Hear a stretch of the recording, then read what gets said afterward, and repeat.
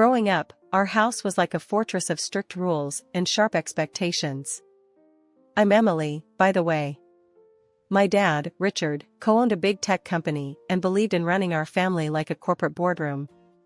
My mom, Helen, stayed at home, her life revolving around maintaining the perfect household and making sure me and my sister, Anna, stayed on track, her version of track. Anna, 3 years my senior, was the star child.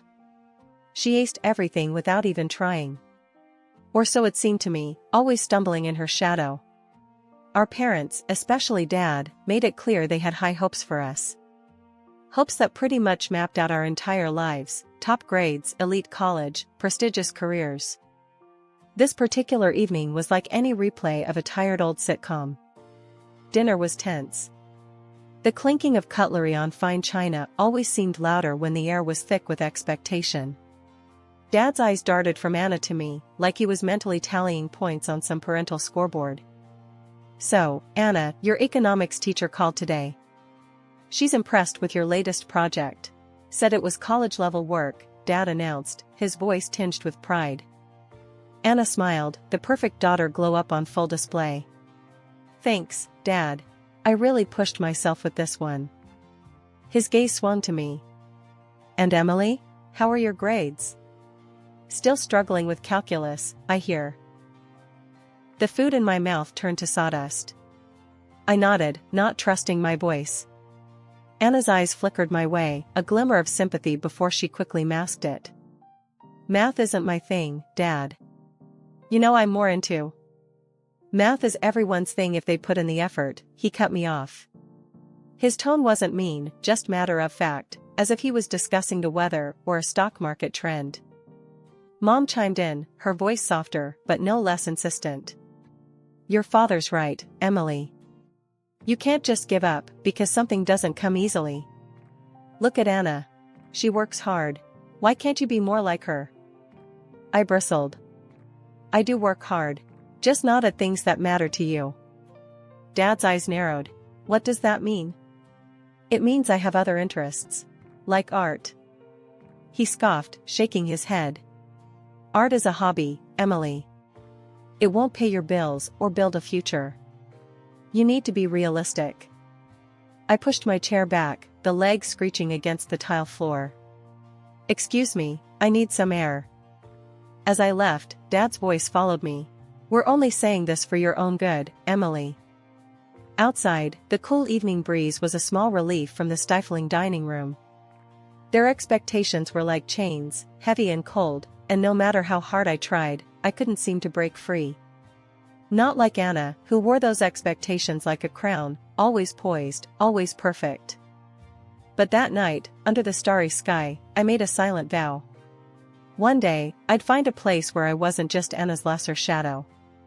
A place where I could be me, whatever that meant, without apology or comparison. In our house, everything was a competition, especially for my sister Anna and me. My dad had this belief that pitting us against each other was the way to breed success.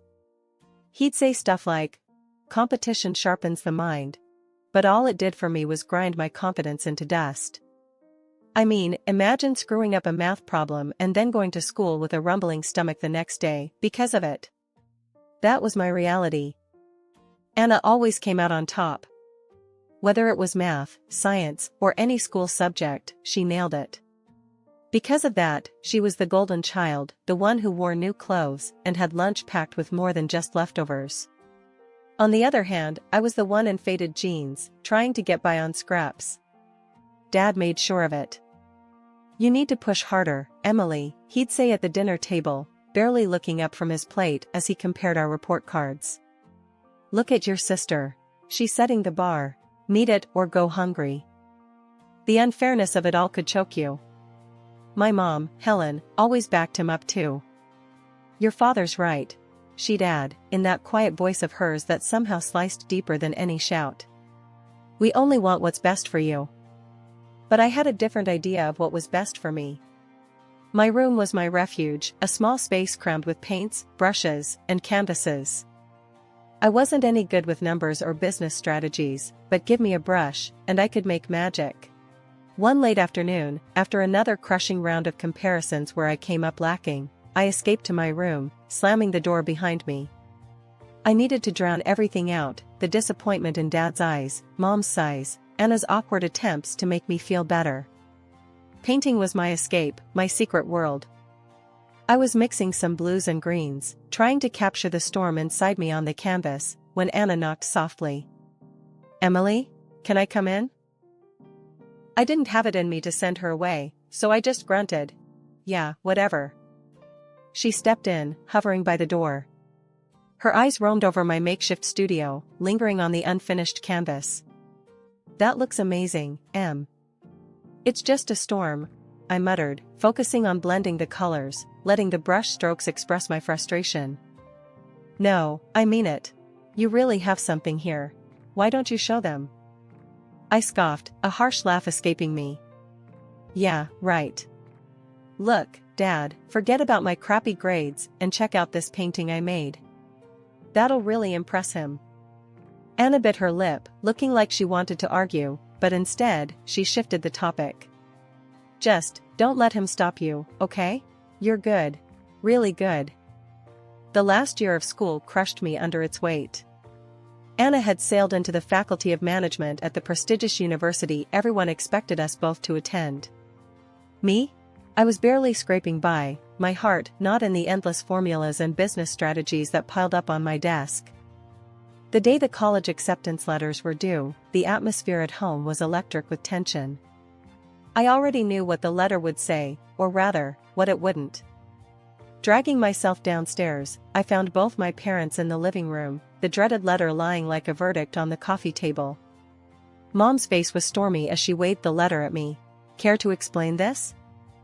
I took a deep breath, bracing for the explosion. "I didn't get in." "And you're not even upset?" Mom accused. Her voice was sharp, like she could cut me open and find the answers she wanted. "Do you have any idea how embarrassing this is? Your sister got in with flying colors, and here you are, failing." "I'm not Anna," I shot back, my patience fraying. "That's the problem. You never try hard enough. You're going to end up a stupid beggar." Her words stung, but not as much as they used to. I was too tired, too worn down from fighting a battle I never chose. "I don't want to be a businesswoman," I said quietly, the truth finally spilling out. "I want to be an artist." The room went deadly quiet. Dad, who had been silently brooding by the window, turned sharply. His voice was cold and furious. "You want to what? Throw your life away?" "It's my life," I retorted, feeling a spark of defiance. "Not yours. I've never wanted this. I've never wanted any of this." "You ungrateful child," Dad hissed, his face red with anger. "If you think you can choose such a worthless path, you can get out. Get out and don't come back." His words hung heavy in the air. I looked from him to Mom, who was shaking her head, tears of frustration, or was it disappointment, in her eyes. "Fine," I said, my voice steadier than I felt. "I'll leave. I don't need this. I don't need any of you." As I stormed upstairs, my heart pounded so loudly I could barely hear my parents arguing in the background. I shoved my clothes, my sketchbooks, a few cherished art supplies into a bag. With each item, I felt a chain breaking, a piece of the old, suffocating life falling away.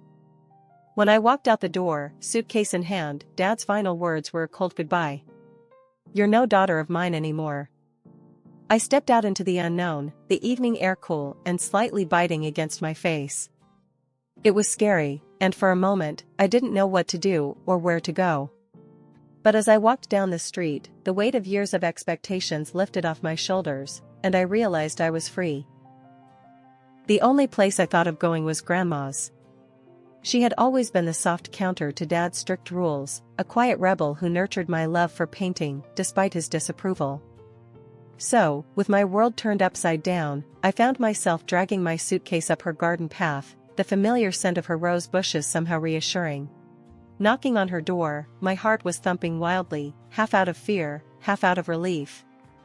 When she opened the door and saw me standing there, her expression shifted from surprise to concern in a heartbeat. Emily. What in the world? She didn't finish her sentence, just pulled me into a warm hug that smelled like vanilla and fabric softener. I left home, Grandma. I managed to say, my voice muffled against her shoulder. Come in, she ushered, leading me into the cozy kitchen where a kettle was already whistling on the stove. Once we were seated at her table, a cup of tea in front of each of us, I told her everything. How Dad had disowned me, how Mom just stood there, how I couldn't bear to live under their roof a moment longer. Grandma listened, her eyes softening with each word I spoke. You did what you had to do, dear, she said once I'd finished. And you'll always have a home here with me. Relief washed over me, the tension I'd been carrying dissipating slightly. Thank you, Grandma. I don't know what I would do without you. She reached across the table, squeezing my hand. Now, tell me about your plans. I know you, Emily. You must have a plan. Taking a deep breath, I shared my secret hope with her. I applied to the Institute of Arts. On the internet, quietly. I didn't tell Mom and Dad. Grandma's face broke into a wide smile. That's wonderful. Following your heart, that's my girl. The conversation shifted to lighter topics for a while, allowing me to breathe easier and feel momentarily carefree.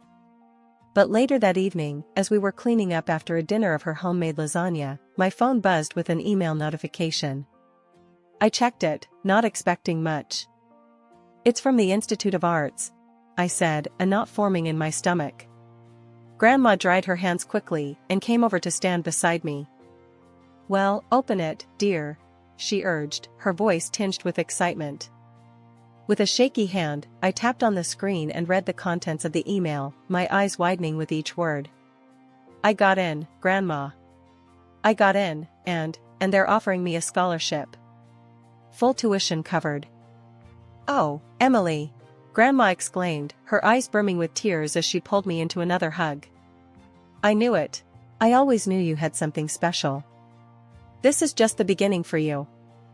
We spent the rest of the evening talking about the future, about art and dreams, and making a new life. It felt like for the first time in a long time, I was exactly where I was supposed to be. Grandma's faith in me bolstered my own, and I felt ready to take on this new challenge. A few days later, Grandma accompanied me to the institute to finalize my registration.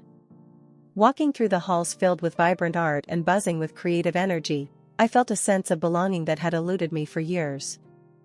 You're going to do great things, my dear, Grandma whispered as we left the administration office, my enrollment confirmed.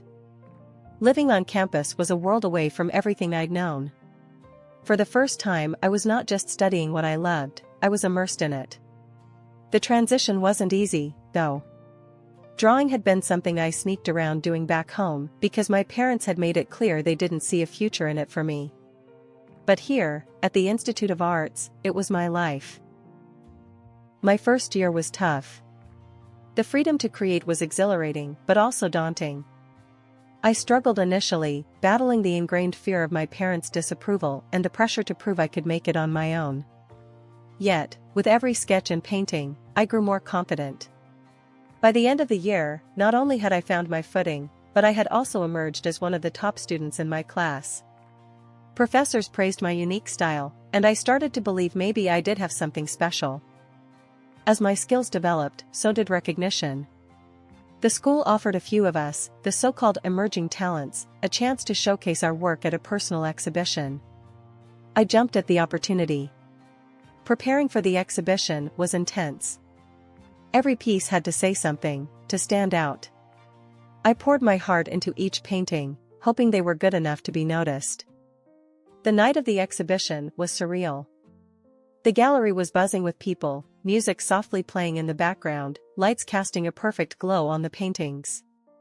I stood nervously by my work, watching as people walked by, stopping to look, to discuss. My grandmother, who had come to see the exhibition, stood beside me, her eyes wet with pride. You've done well, Emily, she whispered, squeezing my hand. I'm so proud of you. That night, something incredible happened. A local TV crew, who had come to cover the exhibition, featured my work. Suddenly, I wasn't just a student, I was an artist being talked about. The segment aired, and the next thing I knew, I was being invited to talk about my art on various shows. My paintings started circulating on the internet, gaining popularity. It was all so fast, so big. I felt like I was dreaming. The real pinch-me moment came when an animation studio contacted me. They wanted to use my designs for a series. Next thing, those sketches and characters I created in the solitude of my studio were moving, living on screens. They even started a comic book series based on them. And yeah, they paid me, which felt weird but incredible. I remember sitting in my dorm, watching the first episode of the animated series, thinking about how far I'd come. From hiding my sketches from my parents, to seeing my creations come to life on TV, it was mind-blowing. I was in my studio on campus, streaks of paint on my hands, and a blank canvas waiting, when my phone rang. It was Anna. I hesitated for a moment, not sure what to expect. We hadn't talked much since I left home. "Emily? It's Anna," she said, her voice uncertain. "I saw you on TV last night. You were amazing." "Thanks," I replied, taken aback by her call and her compliment. "I appreciate it, Anna. How's school going for you?" "It's fine," she said, though her tone suggested otherwise. "Actually, that's partly why I called. I've been thinking a lot about what I'm doing. I'm not sure I'm as cut out for the business world as Dad thinks. Watching you follow your passion made me wonder if I'm just going along with what's expected of me, not what I want." This was new. Anna, the perfect student, doubting her path? It's never too late to change your course, you know. If you're not happy, maybe it's time to think about what you really want, I said, more as a friend than as her estranged sister. "Yeah, right," she laughed softly. "Maybe I need a bit of your courage. We can share some of mine. I've got plenty to go around now," I joked, easing the tension. A few weeks later, Anna came to visit me. She toured my studio and my latest works, her interest genuine. It was strange but comforting to have her in my space, seeing the part of my life that had caused so much distance between us. "You really are talented, Emily," Anna said as she looked around at the paintings, the sketches, and the splashes of color everywhere. "It's my world," I told her, feeling a surge of pride. "Wanna try?" She hesitated, then smiled. "Why not?" Handing her a brush felt symbolic, like I was welcoming her into my life in a way we hadn't shared since we were kids. As Anna and I laughed over her crooked paint strokes, I realized that this recognition was all I had really wanted from the start. As our laughter died down, Anna's expression turned serious. "You know, when Mom and Dad found out about your TV spot and the shows, they were furious. Dad said you're defaming the family name with your doodles. They really don't get it, Em." The words stung, but I wasn't surprised. "Let them think what they want," I said, shrugging. "I'm not living for them anymore, Anna. I'm living for me. And for the art." "Yeah," Anna nodded, looking around at all the colors and shapes that filled my world now. "You've built something beautiful here, Em. Don't ever let them tell you otherwise." Hearing that from Anna, knowing that she saw the value in what I was doing despite our parents' disapproval, meant everything. It solidified my resolve to keep going, no matter what they said or did. I was an artist, and that was something no one could take away from me. It had been 6 months of peace and creativity when it all came crashing down during one of my exhibitions. I was showcasing some of my latest work, which had drawn a decent crowd, buzzing with chatter and admiration. That's when my parents stormed in, their faces thunderous.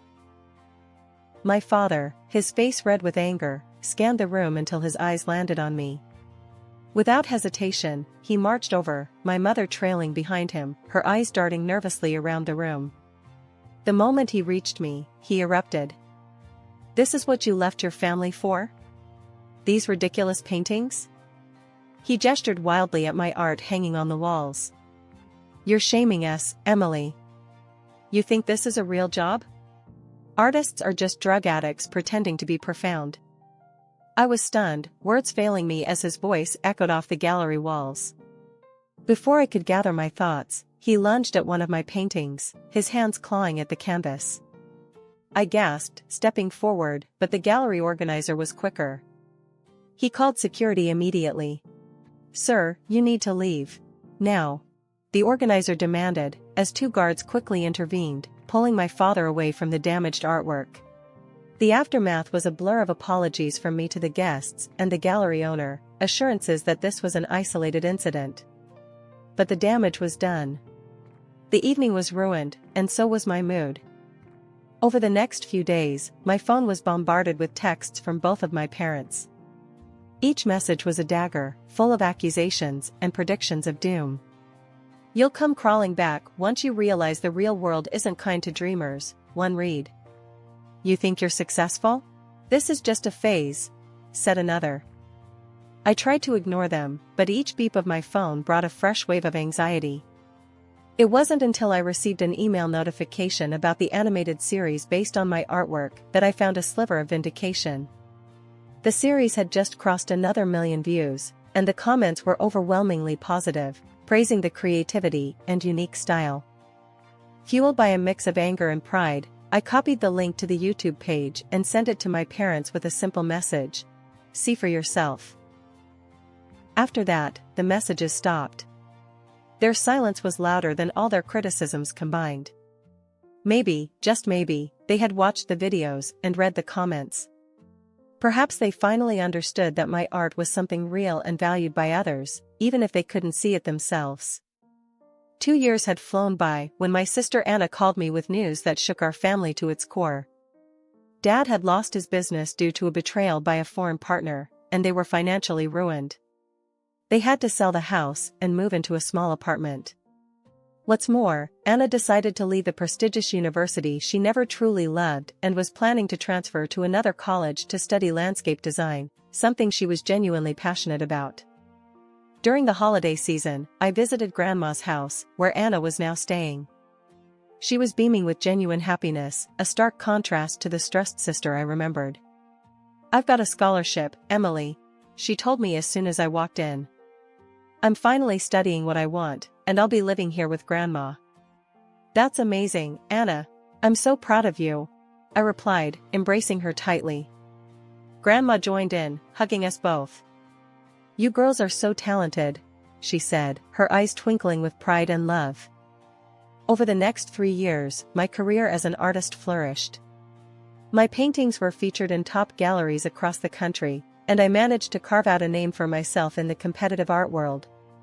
My work sold for substantial amounts, allowing me to live comfortably and continue pursuing my passion. However, the past has a way of catching up. One day, as I was setting up a new series of paintings in my studio, my parents walked in.